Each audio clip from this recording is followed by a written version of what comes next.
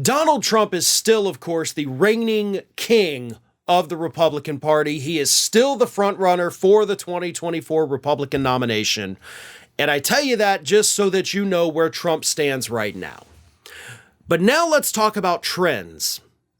Because for the last few months, Donald Trump has been on an upward trajectory within the Republican Party. And the indictments from a couple weeks ago actually made his poll numbers go up. For a moment. And almost quite literally for only a moment. Because the week after, which is this past week, the indictments came down, Donald Trump's support among his own Republican Party fell 4 points. Went from 57 to 53. Still a majority. Still a majority. I'll give you that, sure. But he is now, in every poll out there, trending downward. Now, so is Ron DeSantis. So it's not like DeSantis is going to swoop in and be the guy that overtakes Donald Trump.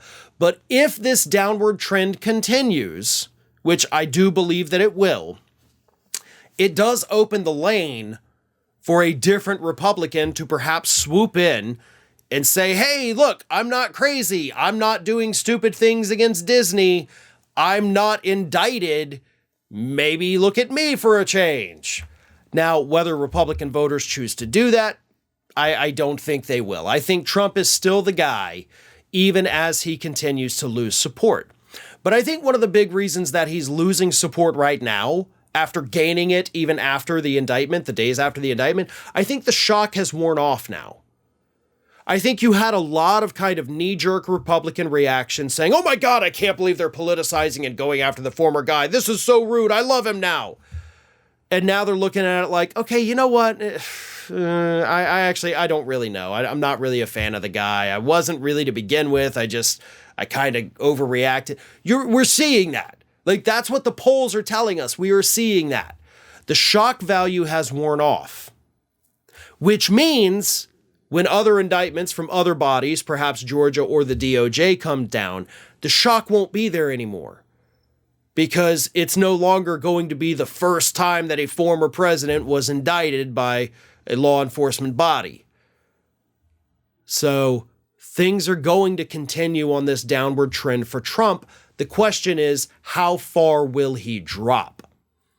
Because if he only drops, 1 or 2 points a month, he can still ride that and cruise to victory in the early primary and caucus states and still win the nomination.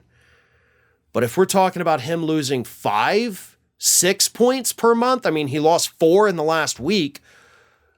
But if he loses 5, 6% per month between now and the start of primary season, he is done.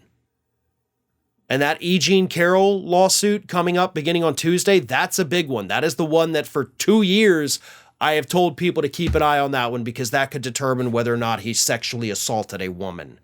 So, yeah, there's a lot of bad things coming in Donald Trump's future. There doesn't appear to be many good things on the horizon either. So I expect these poll numbers to continue their downward trend. It's just a question of how far down he's going to fall. Ring of Fire has fresh content 7 days a week, so if you want to be reminded about it, don't forget to subscribe to the channel, hit the little bell to be notified every time a new video goes up.